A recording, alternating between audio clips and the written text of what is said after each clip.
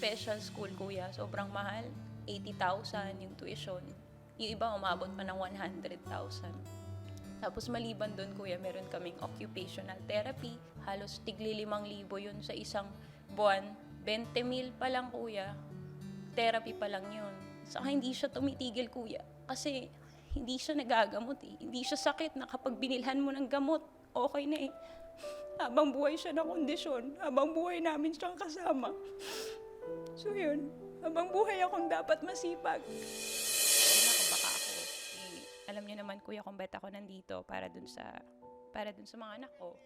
So kanina ko pa po sila iniisip na syempre gusto ko po talaga silang bigyan ng magandang buhay. So gusto ko pong lumaban pa. Ayoko pa pong umalis.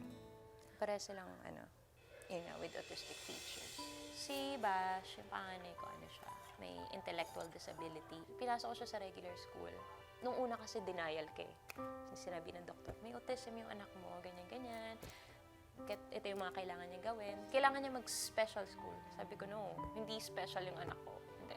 Enroll ko siya sa regular school. In-enroll ko siya sa regular school. Kaya lang, nung nandun kami, sinasabi ng teacher, hindi makahabol yung anak mo. Pa-check up mo siya. Pinupukpok ko lang ng aral, pero hindi talaga. Tapos may lumapit sa akin na bata. Nilapitan ako ng kaklase niya, nakaedad niya. Tapos sabi sa akin, ate, ba't ganyan yung anak mo? Ang bobo.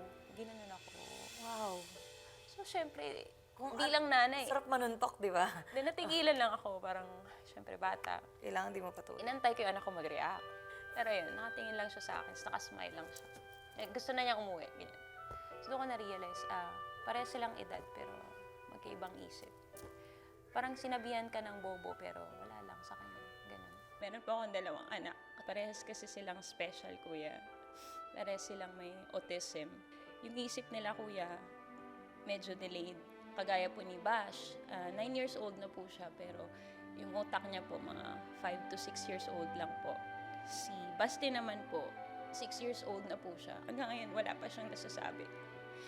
Hindi pa niya alam yung pangalan niya, hindi pa po niya alam kung ilang taon siya, tapos nagda-diaper pa rin siya.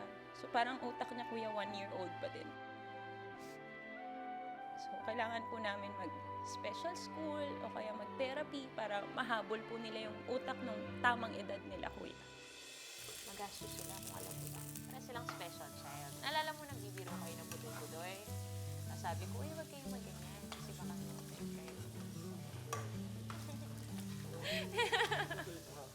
Ano ka ba? Hindi ako galit sa'yo. Hindi naman sila ganon. Pero may maraming ganon. Na iniisip ko kasi ba, katatawanan sa kanila yung mga kagaya ng anak ko. Sa special school, kuya, sobrang mahal. 80,000 yung tuition. Yung iba umabot pa ng 100,000. Tapos maliban doon, kuya, meron kaming occupational therapy. Halos tigli 5,000 yun sa isang buwan. 20,000 pa lang, kuya. Therapy pa lang yun.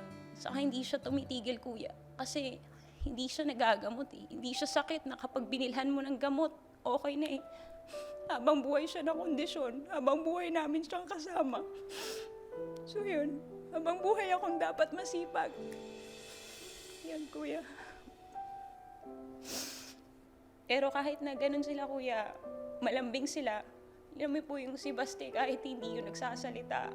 Nahilig, kuya, yun tumulong sa akin. Tapos minsan, pag wala akong ginagawa, yayakapin lang ako, hahalikan ako. Sobrang lambing niya, kuya. Pag niyayakap po nila ako, hinahalikan. Yun po, yun lang, kuya, masaya na ako. Tapos, lagi nila ako niyayaya maglaro. So, masaya rin po ako doon sa desisyon ko na give up ko po yung pagbabangko. Tapos, nag-focus po ako sa ukay-ukay. Kasi, anytime po na kailangan nila ako, nandyan po ako. May mga time po, syempre, hindi mo maiwasan, hindi nila masabi yung gusto nila. May mga time po na nasasaktan nila yung sarili nila. Sobrang haba ng pasensya at saka unawa na iraraos naman po namin. Iniisip ko sila kanina kasi gusto ko, syempre marami akong pera. Kaya ako nandito. Kaya nung nomination na, nag-emotional ako na parang, paano na kami? Yung parang gano'n. Kanina ko pa iniisip, tinitingnan ko lang yung saya-saya niya. Kaya nag-alala ako syempre. Isang beses kasi, kuya, naglalaba ako ng mga ukay-ukay ko. Hindi ko namalayan, kuya, si Baste, yung bunso ko po, nakalabas pala ng bahay. Tapos lumabas ako, kuya, syempre, kahit basa-basa pa ako nung nahanap ko yung anak ko. Di ko siya matanaw, kuya. Hindi siya matanaw ng mata ko. Siguro mga 2 kanto, kuya, mula sa amin. Naririnig ko na yung tawa ni Baste. Nahanap ko siya.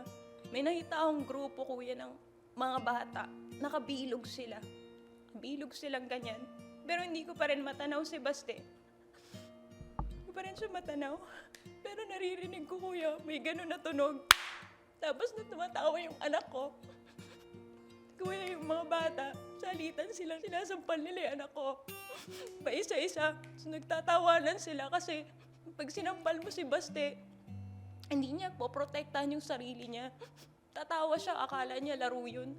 Nakita ko lang sila, kuya, pinapanood ko lang sila na ginagawa yun sa anak ko.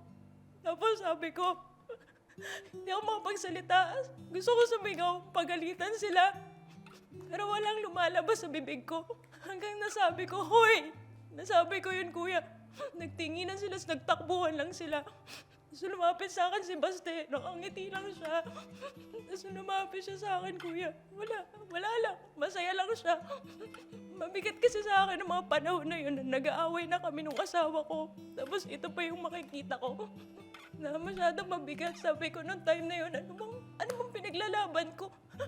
Ano bang pinaglalaban ko sa buhay ko?